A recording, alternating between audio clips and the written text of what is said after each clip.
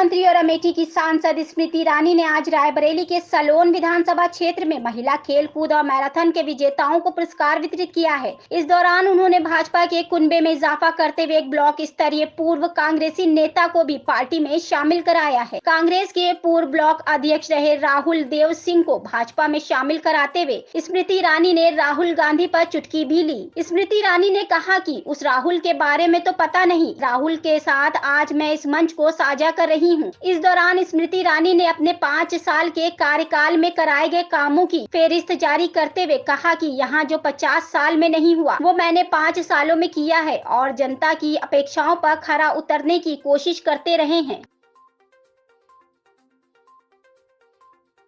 आज सलोन और अमेठी लोकसभा क्षेत्र की हर महिला ने जो सांसद महिला खेलकूद प्रतियोगिता में सम्मिलित हुई, उसने एक इतिहास रचा है। पूरी लोकसभा क्षेत्र में 1,30,255 बहनों ने,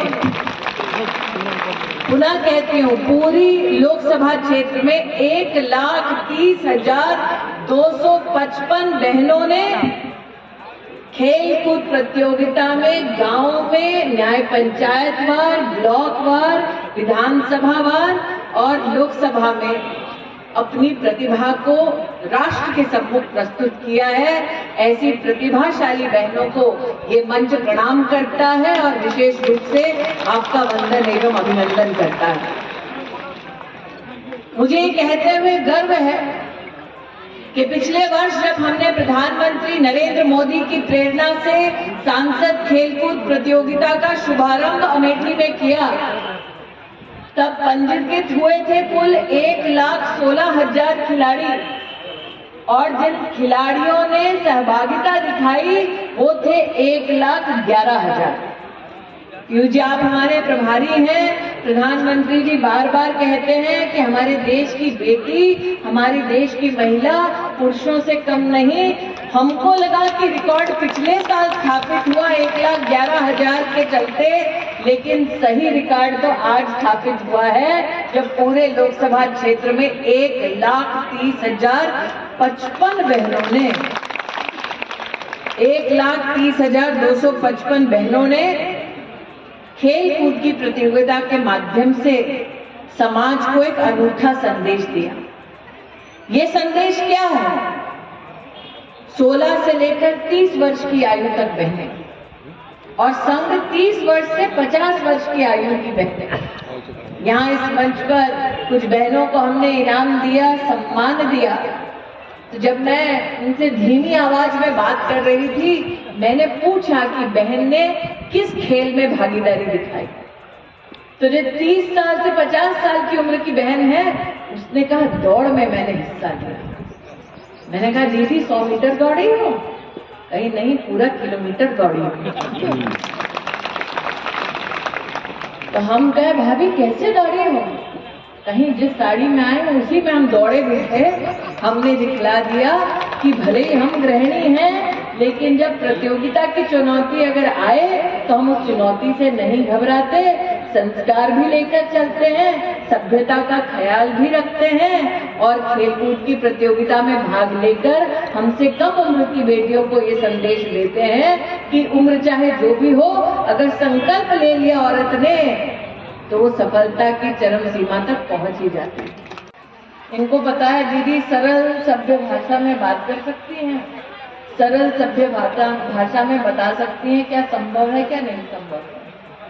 और मेरी जीवन में एक ही प्राथमिकता ऐसा है कि मेरा क्या होगा पता नहीं, लेकिन जनता ने जो उम्मीद लगाई है उस उम्मीद पर पूरी मेहनत और निष्ठा के साथ हमें खरा उतरना है, सभी का सम्मान करना है, सभी को संग लेकर।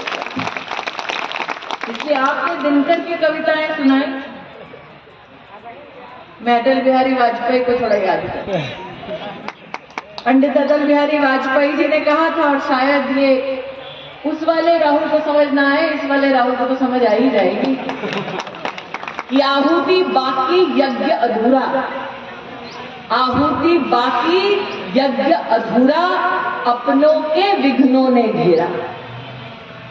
अंतिम जय का वज्र बनाने, अंतिम जय का वज्र बनाने नव दधीची हड्डियां गलाएं, आओ फिर से दिया जाए।